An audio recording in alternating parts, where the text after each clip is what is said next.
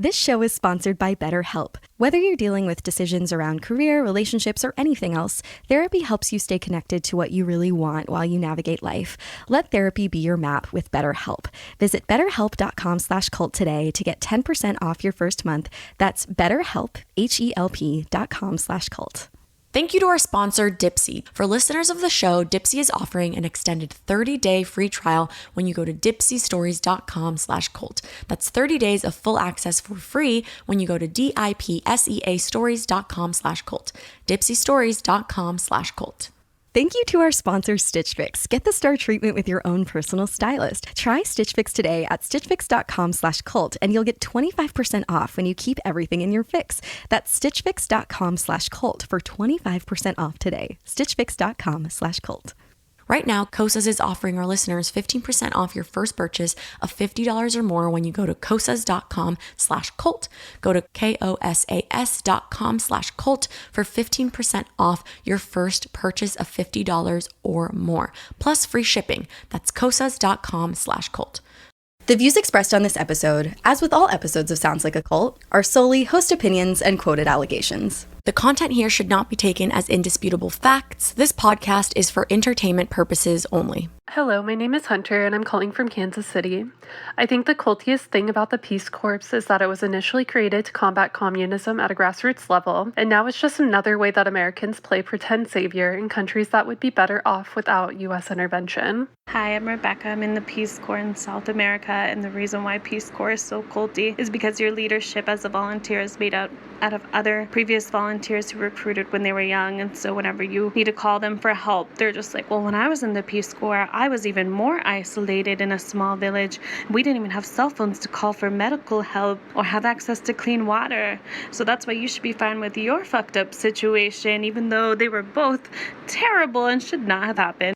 I'm Kelsey from Denver, RPCV here, Return Peace Corps volunteer, and I think the cultiest thing about Peace Corps is that they choose what community you go to inside your country, and then the verbiage is that you're essentially just supposed to suck it up and be grateful for whatever you got, and then you end up having to advocate for yourself because they will put people in locations where there is violence happening and then make the Peace Corps volunteer feel like if they can't handle that situation, then they're just not cut out for Peace Corps. I had a Negronis Baliato again. So addicted. Addicted. Meanwhile, I'm having a leftover coffee from yesterday. Oh, that like sounds a latte. really desperate.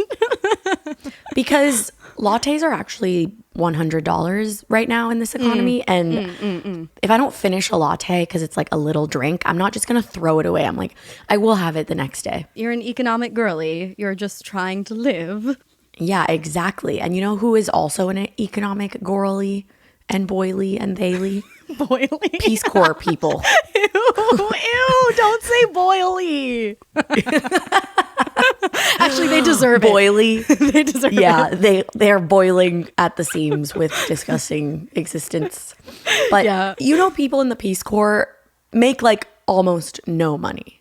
Of course not. Because they essentially are like stipend. Yeah, of course, because they are giving of themselves due to peace. And American exceptionalism, because what the Peace Corps actually is a method that was created during the Cold War to like make the world think that like Americans had the right mindset. Yes, it is savior complex. It is giving prophet. It is giving cult leader. And that is not to say that the people who enlist necessarily have that mindset. I think people enlist in the Peace Corps generally for pretty pure intentions, but those pure intentions in cults like the Peace Corps, all the way to the most extreme cults like Heaven's Gate, can be taken advantage of pretty easily, I would say. Yeah, of course, people who join it don't necessarily know. That's like with every cult. They don't know what they're getting themselves into. And in a lot of universities, as was in mine, it's regarded as super prestigious because it's like actually kind of hard to get into. Of course, it's exclusive. I mean, you can just go down the checklist of culty red flags. Exclusive, transcendent promises, insidery acronyms and vocabulary and rituals. There's a reason we wanted to cover it. This is Sounds Like a Cult, a show about the modern day cults we all follow. I'm Amanda Montell, author of the book Cultish, The Language of Fanaticism. I'm Issa Medina. I'm a stand-up comedian, and you can catch my tour dates on my Instagram. Every week on our show, we analyze a different fanatical group or guru from the zeitgeist, from med school to the Real Housewives, to try and answer the big question. This group sounds like a cult, but is it really?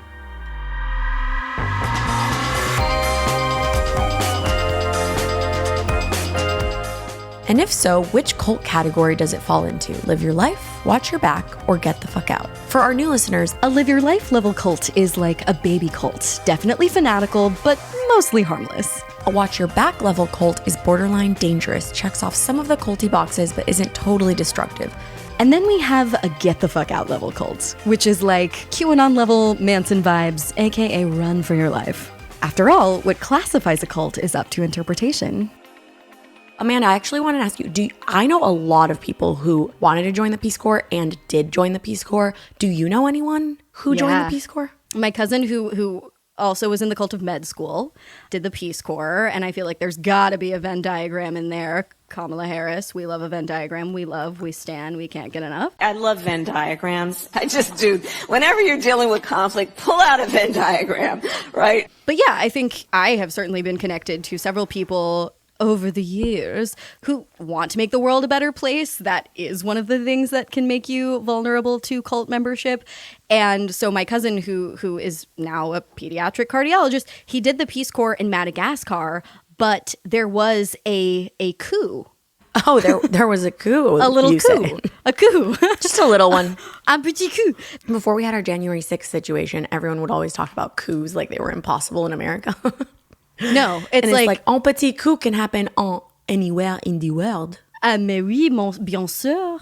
Yeah, it sounds fancy though. Coup, a silent consonant at the end. It sounds chic. It's not chic. So he had to leave, and he couldn't complete his Peace Corps tenure. And from afar, I could see that there was a certain amount of shame. Like he was really haunted by his inability to complete his mission for all intents and purposes, his commitment. Like there's so much commitment involved with the Peace Corps, and this like self-sacrificing attitude of like almost religious, like self-flagellating, like, oh God, I didn't get to complete my duty. It's almost like when you're in the army and you get discharged with, which by the way, can we talk about that word for a second? Because it's giving yeast infection. Yeah, why do we use that word? But no, we're not going to talk about it fully. But I'm just saying, like, you could clearly tell that the word was used when there were no women in the military. Because one woman would have been like, that's disgusting. So true.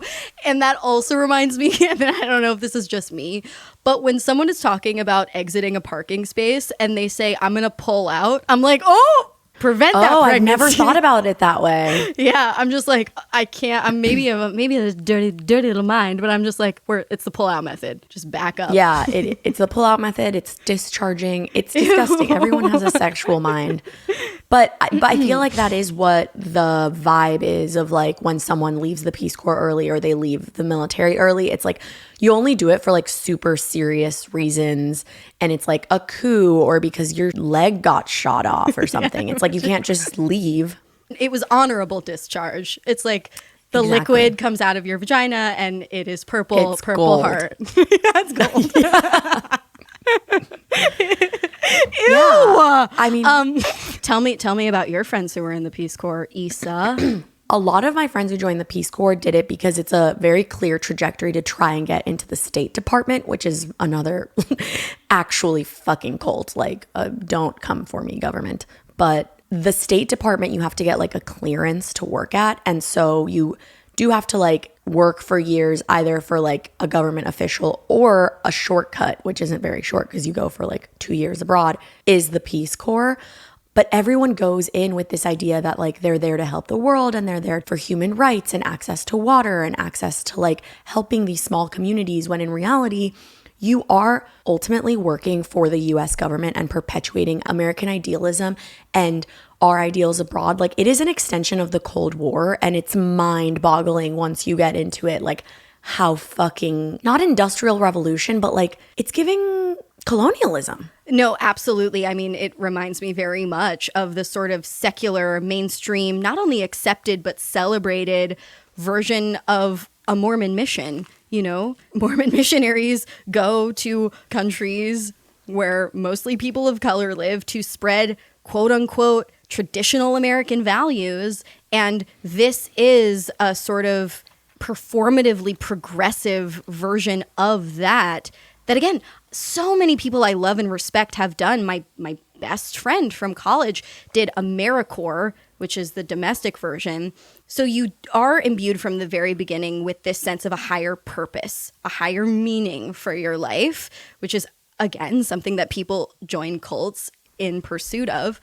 But the way that they build solidarity among the young people, mostly young people who enlist in the Peace Corps and AmeriCorps, I just remember being flabbergasted by how culty it was, like getting in a circle and sort of like admitting your greatest traumas and deepest fears and visions and goals for what you wanted to be, and having to follow all their rules and engage with their very specialized lexicon. It just felt so in-group culty, but I couldn't tell how destructive it was, not until we started looking into the research for this episode.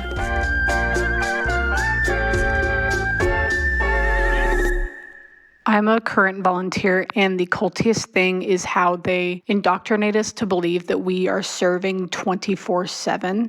And whatever we do, even if it's not at work, if it's out in the community, if it's at home, people are watching us and they will report back to Peace Corps. So it affects our image. It affects Peace Corps' image. It's a very like big brother state of surveillance. When I was 18, my father passed away. A few weeks after his funeral, I got a voicemail on my phone. I was eventually connected to a man who explained to me that he worked for the government, and that after his father died, he had also received a phone call telling him that his father was a member of the CIA. The man said that he couldn't tell me much, but that my father was instrumental in ending the Cold War. The catch, his cover was the Peace Corps. My whole life I thought that my father worked for the Peace Corps. My brother was born in Indonesia. My sister was born on Molokai, Hawaii. Yes, the island with the lepers. And I thought that he was working for the Peace Corps. Even his wife at the time, who lived with him overseas, did. And the thing is that we don't know how deep this goes. My father was very old. He was born in 1939, and he worked for JFK in the White House out of college. I had to tell my whole family, including his ex-wife, that he worked for the CIA. If that's not culty, I don't know what it is.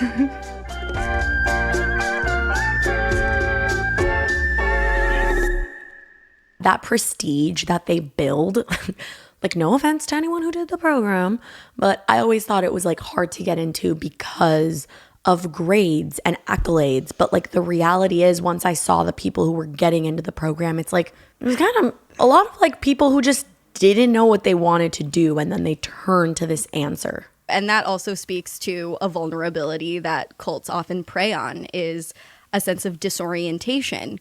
Who do I want to be? What do I want to do? I want structure. I want someone to tell me how to be a good person. And those years that a lot of people join the Peace Corps, which is immediately after college, are really vulnerable years and also really important years for the trajectory of your career. So the decision to join Peace Corps and go abroad and not necessarily like build your resume, it can be like either detrimental, or if you want to go into like the State Department or government work, it could help. So like it can go either direction, but to just do it nilly-willy seems like kind of a big investment. Absolutely. And yet it's an investment that so many people make because the fucking word peace is in it. What's there not to like about a little peace? Okay, so Amanda, you are the language professional here. Why is it spelled corpse, but it's pronounced core? Can you just explain this to me? Absolutely. Yeah. Growing up, I totally thought it was spelled C-O-R-E because you do grow up hearing about the Peace Corps. It is definitely a centerpiece in the American cultural dialogue. But yeah, I always thought it was like, you know, the Peace Corps is the, you know, like the core of an apple. It is the root that keeps our country moral and tranquil. But no, it is ultimately a French loanword. It's the term for body. It's just pronounced like core. And the term core derives from the same Latin root as corpus, meaning body. Habeas corpus, a corpse, dead body. Okay, cult of med school. There are many different kinds of corps, a body of people working together. There is the Army Corps, the Diplomatic Corps, the Press Corps. A law firm has a corps of lawyers. A doctor has a corps of nurses. So it's not short for corporate? Corporate derives from the same Latin root. How about that? Oh, a body, okay. A corporation.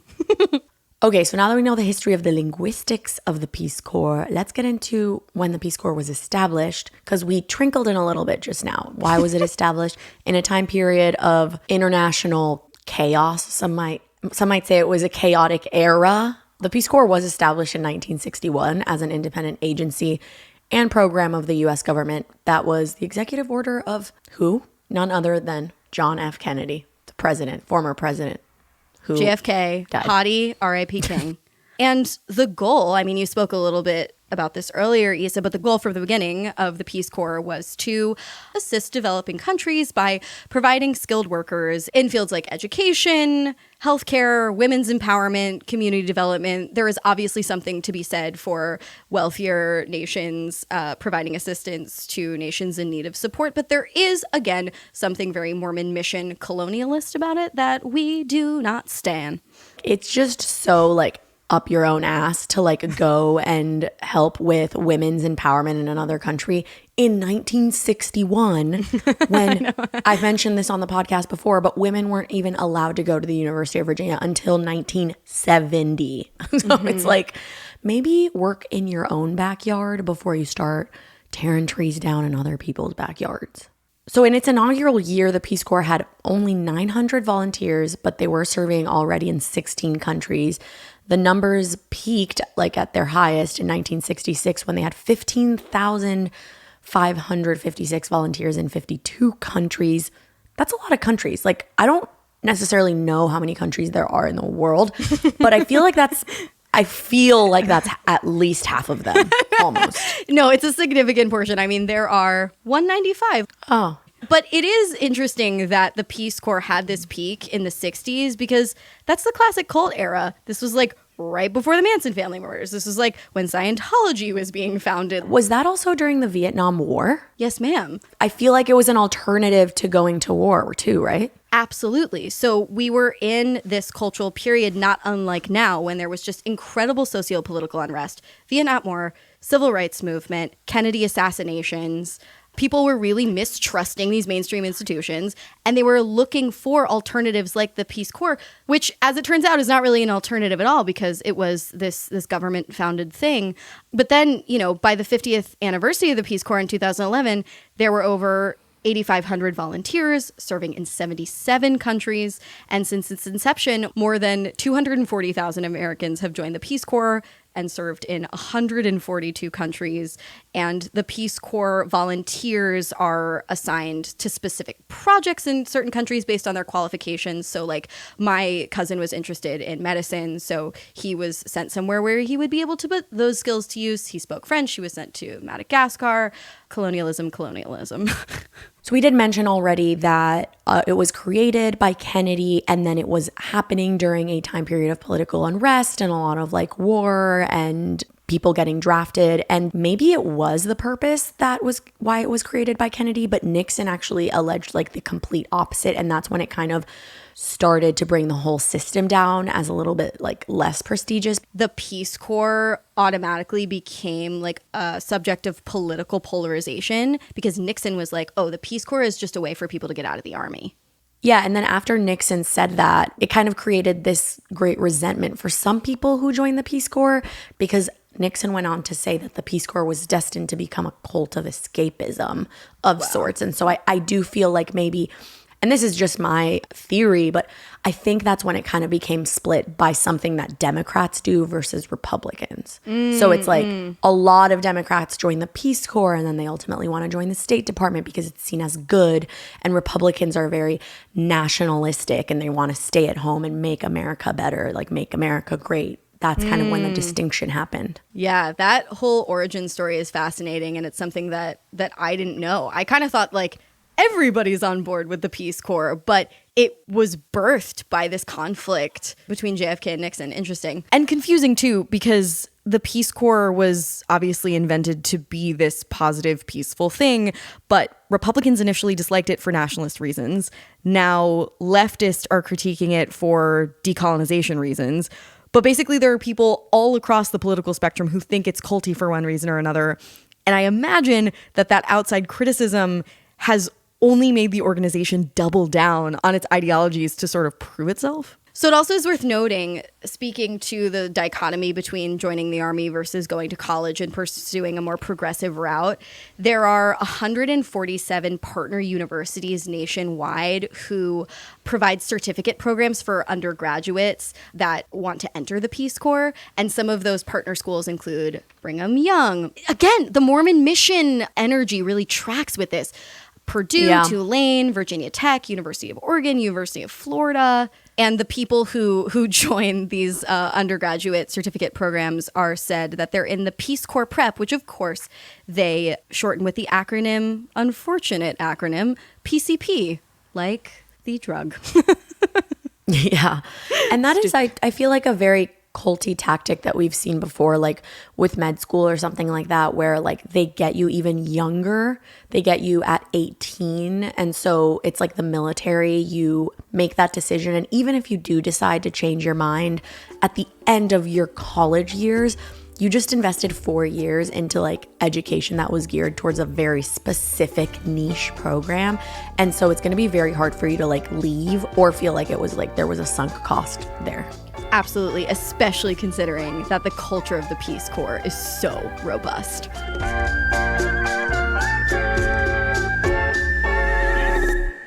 So I think the cultiest thing about the Peace Corps is all of the unacceptable and just plain bad behaviors and ideas and teachings that they either excuse or in a way support in the name of being culturally sensitive. For example, they tell us to stay away from certain ideas, ignore research, ignore evidence, and hide certain parts of our identities to conform to cultural ideas. Hello, I'm currently serving in Peace Corps Zambia, and I think that the cultiest thing is honestly pre-service training. It really is just a trauma bond of shared experiences. You know, we're all learning this language. They really kind of wear you down until it's just so difficult and you're in such a hard position that you just like have to survive with the friendship with other people.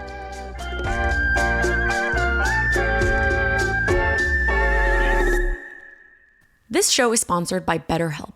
Trusting yourself to make decisions that align with your values is like anything else. The more you practice it, the easier it gets. I've personally been going to therapy online for the last 4 years, and I love my therapist. It is so convenient that you can go on BetterHelp and schedule your sessions online.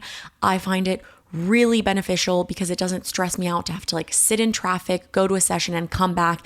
And that way I'm always consistently doing it every single week. If you're going through a tough time, having trouble making decisions in this information overloaded world, give BetterHelp a try. It's entirely online, designed to be convenient, flexible, and suited to your schedule. Just fill out a brief questionnaire to get matched with a licensed therapist and switch therapists anytime for no additional charge. Let therapy be your map with BetterHelp. Visit betterhelp.com/cult today to get 10% off your first month. That's BetterHelp, HELP.com/cult.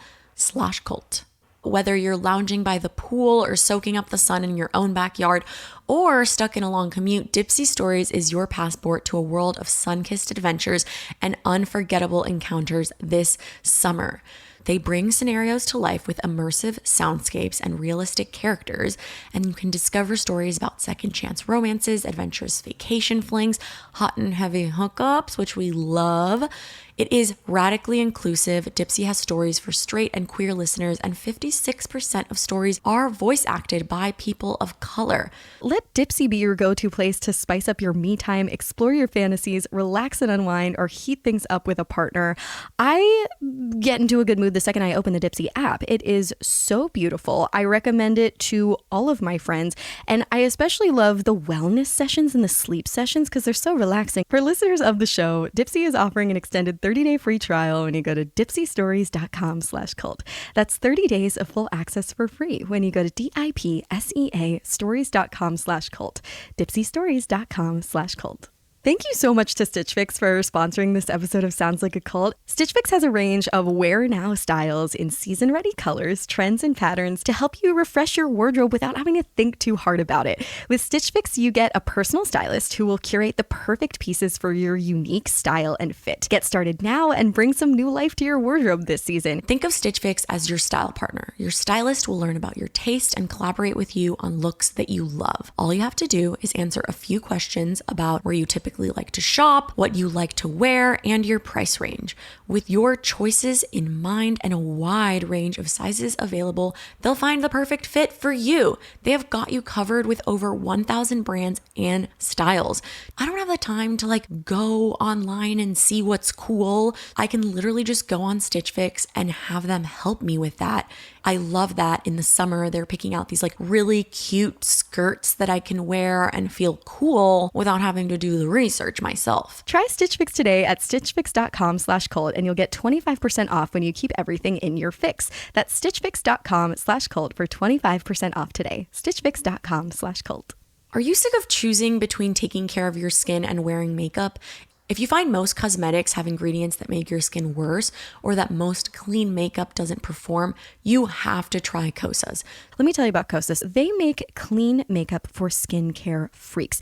Their complexion products are actually proven to make your skin better and are dermatologist tested, safe for sensitive and acne-prone skin, and hypoallergenic. Millions of people have tried Kosas, making it one of the best-selling makeup collections at Sephora. Their popular award-winning Revealer Concealer has over 1,000 five-star reviews. I'm also personally a huge fan of their lipsticks. So don't choose between wearing great makeup and taking care of your skin.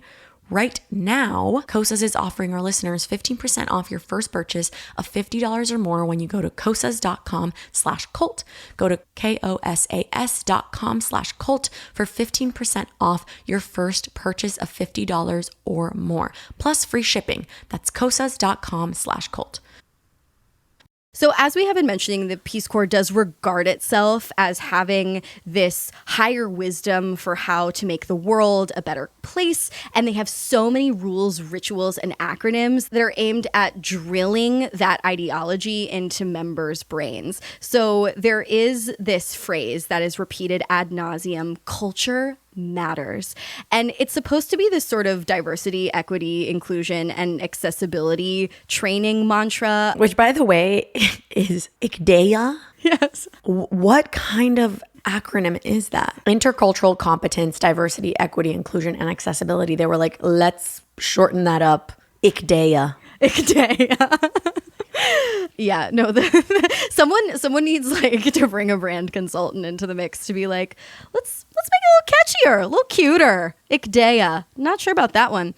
So there is this 150-page training manual called Culture Matters, which is supposed to teach enlistees how to appreciate a foreign culture, but in this very top-down pedantic way that, again, it's condescending. It is reducing these cultures to a manual and a phrase and a mantra in order to make Americans, I guess, feel like saviors. And that condescending attitude does translate into other aspects of the Peace Corps as well. I mean, you're only supposed to join for 2 years and then move on to another government job. But of course, they need people who implement the institution and who stay on board to train other people. And so there is that hierarchy and the need to write 150-page training manuals. And then the people who decide to stay for years and decades think they are the lords of the Peace Corps, and they're obviously going to implement what they learned in their time abroad, which was probably decades before the new hires get on board. Very much so. I mean, it just, oh God, it reminds me very much of the Cult of Nonprofits. I think that episode that we did on the Cult of Nonprofits was the whole inspiration for this one, because this is kind of like a subcategory of that. It's a type of nonprofit, but I think the reason it's so dangerous is because, again, it's a government institution. Yes. And so what is HR for a government institution? There is none. No, there's so much red tape. And I think that sort of old guard, or the people who are perpetuating the culture, are the people who really bought in the most. You know, they're not like disrupting it, they're perpetuating it. And that could create problems. And also at a regular job, you don't have a swearing in ceremony. Like you don't get hired at a nonprofit, or you don't get hired at a company and swear in, and that is what you do with the Peace Corps. So it has this religious like commitment to it that is really odd and like makes you feel like you are tied to it for life. Yeah, absolutely. They force you to, or they don't force you, invite, I don't know, like the line is really blurry, but they have you say an oath that opens with, "I solemnly swear to defend the Constitution from all enemies, foreign and domestic." It really does have this like secular, religious, higher purpose energy to it that, you're absolutely right, is like worthy of questioning. I also couldn't help but notice when my best friend from college was in the AmeriCorps how culty the vocabulary sounds. There are so many abbreviations and acronyms and special buzzwords that create a situation where the people in the Peace Corps can almost like only understand each other. For example, and this is just a tiny little smidgen of the vocabulary that's used, there's CD, cluster, COS, counterpart, ET, HCN, hub, IST, LFC, PST, RPCV, TCF, ABC, DFG, HIJK, LMNOP. I know. And it's so silly. And when you rattle them off this way, as outsiders, it's just like, what are you talking about? But as an insider, I know for a fact, because like this is what cultish is about. You automatically feel this sense of elitism when you know a language that other people don't. And that's like one of the Peace Corps' first tactics in sort of, you know, indoctrinating their members. Yeah, we see that in so many cults that we've talked about, and also just like in our fun everyday cults. Like you feel cool when you sound the way everyone else sounds. You just can't help it. I mean, it kind of reminds me of when like you're a toddler and you like just are learning to speak. And so you say the same words over and over again and you feel so cool. And like little toddlers feel so cool, but they say the same word in like different intonations. They're like, mommy, mommy, mommy, mommy, mommy. Yes. Well, when you join a cult, it is like you're a little baby again. You're like learning a new identity, a new sense of ritual, a new culture. Who doesn't want to be a baby in this economy? I mean, that's why so many people are joining cults these days. We're all just literally like, just a baby. Yeah, someone take care of me. God damn it, because the government won't.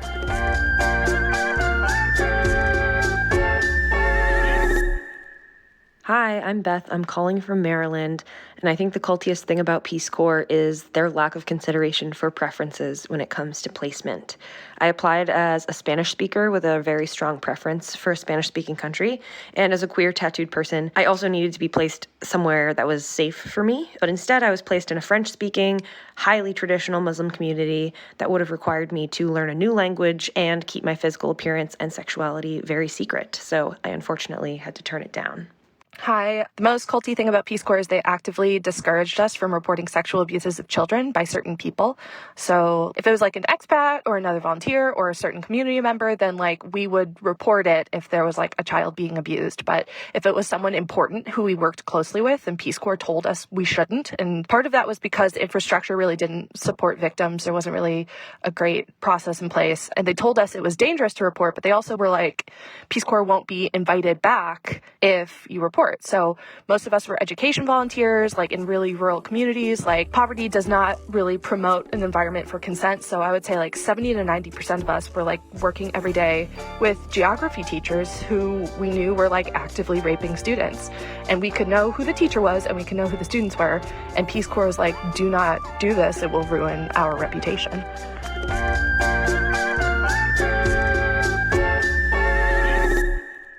So this is the most shocking part of the episode to me, because I thought, okay, sure. The Peace Corps, there are these acronyms, there are these rituals, there's this sense of highfalutin purpose. But I had no idea that all of that work to cover some truly disturbing cult-like horror stories. Yeah, there's a lot of freedom that is almost dangerous that comes with the idea of being a part of a government institution, but abroad with very little oversight, a lot of things can go wrong, and a lot of things have gone wrong, and it's about to get a little true crimey. Ooh, we hate this part. We're not good at this part. We always hate this part, but you might like it. This part. Okay, so we came across a piece in USA Today by Nick Penzenstadler. The piece is called 5 Scandals That Have Put the Peace Corps in a Negative Light. We'll link it in our episode description. But there was one story that's considered the greatest scandal in Peace Corps history. It took place in 1976. A Peace Corps volunteer named Deborah Gardner, she was 23, and Jesus Christ, we're bad at telling these stories, but she was stabbed to death in Tonga while serving the Peace Corps. Witnesses said that they saw a fellow volunteer, 24-year-old guy named Dennis Priven, dragging Gardner's body from her house. And what happened next was, again, what this one writer called the greatest scandal in Peace Corps history. Appointees at the agency allegedly camouflaged the news of this murder and defended Priven, the perpetrator. He was found not guilty by a jury in Tonga by reason of insanity. Jury in Tonga? That's not a jury of his peers, I'll tell you that right now. And he was flown back to the U.S. in early 1977, and that was under a promise from the State Department to have him committed involuntarily to a mental institution. But once in the U.S., he was released. So this man murders a fellow Peace Corps member woman. Of course, man murders woman. We've seen it before and we'll see it again, unfortunately. And then he is released by his own U.S. government. The State Department, the Peace Corps, the government of America, all in on it. All in on it. Full cover-up, wanting to protect the institution of the Peace Corps. And indeed they did, because I never heard of this shit. I never heard of it, but I did hear, I do remember hearing rumors of things like this happening, because it's not wild to hear a story like this. It's a wild story, but it's not wild to hear. You know what I mean? In that they're in Tonga. What happens in Tonga stays in Tonga. Oh no. Yeah. One of the 195 countries of which we were unaware. Oh, God. But yeah, there have been other murders. We don't have time to list all of the Peace Corps affiliated murders. How fucked up is that? There have been other incidents of murder, whether intentional or unintentional. There was a high-ranking Peace Corps employee, John Peterson, who killed a mother of 3 and injured 2 others in a series of crashes in 2019 while he was driving drunk abroad while at his Peace Corps job. And within hours of the incident, he was rushed onto a plane by the Peace Corps and the U.S. Embassy staff and was flown out of the country. Neither Tanzanian or U.S. officials have filed charges of the incident. He killed 3 people. And this was just covered up because it happened to happen in another country. I think that's just an example of how truly disrespectful the Peace Corps is, because they say that they're going to these other countries to enforce American idealism, which is one of the huge aspects of that is, rule of law. And what instead they are doing is they're saying, oh no, this isn't a developed country. This isn't a real country. Our rules don't apply. And therefore they can just do whatever they want, which is actually in direct opposition of what they are claiming to do. Hypocrisy. It's something that we see in cults constantly. America is the spoiled rich kid of the world who will just always be saved, But before we get into the verdict, another fucked up element of the cult of the Peace Corps that I don't want to report, but that we can't ignore, is all of the sexual assault cover-ups and victim blaming. So in 2011, ABC reported that more than 1,000 female Peace Corps volunteers have been sexually assaulted in the past decade, and that some victims felt that the agency either sought to cover up the incidents or engaged in victim blaming. And because the Peace Corps has, since the beginning of the enlistees' experience, told them, this is your purpose, this is your duty, you have to stick by the Peace Corps, your loyalty and commitment are so important, their personal safety is something that they themselves then start to question and toss aside because it's all for the greater good. It's that ends justify the means philosophy. Yeah. And again, you're if this is happening abroad, you're in a very different culture. So only the rules of the Peace Corps kind of start to apply. So regular things start to get shifted in your mind. And I don't know, the idea that like our own government engaged in victim blaming, not shocking, but disgusting. Here's another extremely fucked up example of the corruption that is going on in the Peace Corps. There was a murder of a volunteer, Kate Pusey, in Benin, and it seized public attention in 2011 because she was found dead after she reported her suspicions that a Peace Corps contractor was sexually harassing students at the school where she taught. So there are multiple levels of disgusting in this, in that it seems like the Peace Corps knew that there was the harassing of students going on, and instead of reporting her suspicions, they murdered her for reporting her suspicions. Allegedly. Sorry. Bro, when we start to get into like murder and shit, I like lose my ability to analyze because it's just too fucked up. It's just simply too fucked Our up. commentary on murder is always like, oh shit. Yeah, I know. We're like, oh, let's do a really lighthearted episode of Sounds Like a Cult. We could do the Peace Corps, LOL. No. There are just so many more stories like this. We do not have the stomach to move through too many more of them. But I do want to walk through one more example because not only is this deeply disturbing, but it really speaks to the cultishness that the Peace Corps implants in its members. According to a Salon article by Eerie and Carmen, a Peace Corps volunteer was sexually assaulted twice during her service trip, after which she flew home to have an abortion. She was sexually assaulted again when she got back. And after that, finally, she decided to cut her service short. And this is what she said. She said, "My biggest regret is not being able to finish my service. I think that speaks to the organization itself, that it's a great experience." So even though... Oh my God. Right? That's brainwashing to a T. Even though she was literally raped twice, then raped again after she got back, she still said that her biggest regret was not finishing, and then speaks greatly of the service. Yeah. That's disgusting. That's the conditioning and coercion. We came across a blog post on Medium called "Early Terminating My Peace Corps Service 2 Years Later" that basically spoke to how emotionally difficult it is for Peace Corps volunteers to leave, even if they go through the unspeakable. The blog post said, "I heard some horror stories about the staff's lack of empathy and resources and was scared of being forced into a decision I didn't want to make or to be punished in some way, so I didn't reach out." So she literally had heard the rumors that she might be talked out of leaving the service or made to feel like it was a bad decision. And so instead of, which is actually the best way to leave a cult, instead of like discussing it with the people inside the cult, you just have to leave cold turkey. Quietly. Because they have methods to reel you back in and to make you feel like you're making a bad decision. And yet, even through all of that, the blog poster said, "I will defend to the death that my cohort includes some of the best people in the world."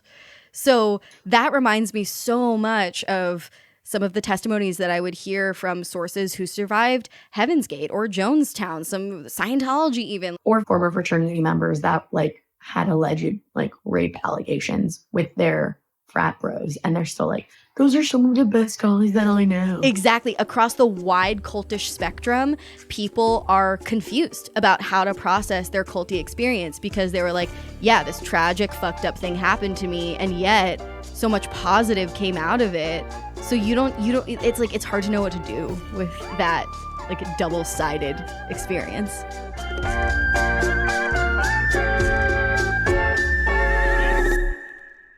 Let's get into the verdict. Amanda, what do you think the cult of Peace Corps is? Do you think it's a live your life, a watch your back, or a get the fuck out level cult? Dude, it's gotta be smack dab in between a watch your back and a get the fuck out. It's borderline get the fuck out, and I didn't think I was gonna say that. I did not think I was going to say that either, but I would have to agree.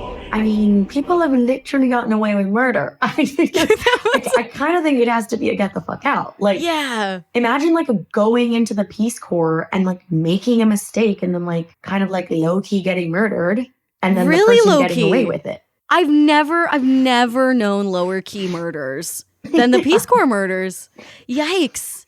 Bro, I don't know. I don't want to scare anyone. But I kind of do. Boo, bitch. It's not that peaceful at the end of the day, the Peace Corps, you know? Yeah. And if you know of anything going on to like make it better, let us know. Maybe we can do a part 2. But right now, this is kind of where it stands. Where we stand. Because those men are still walking free. Listen. Like, even if they do fix the issue moving forward, there are multiple people that have gotten away with murder. Yeah, dude. Rape. And that is not to say that some beautiful things haven't come from the Peace Corps. I'm sure they have. Building a little well or something. But people had beautiful experiences in Nexium. And that's still a get the fuck out. God damn it. Exactly. And again, shoot this episode off to a former member. We want to know y'all's thoughts. But for now, that is our show. Thanks so much for listening. We'll be back with a new cult next week. But in the meantime, stay culty. But not too culty.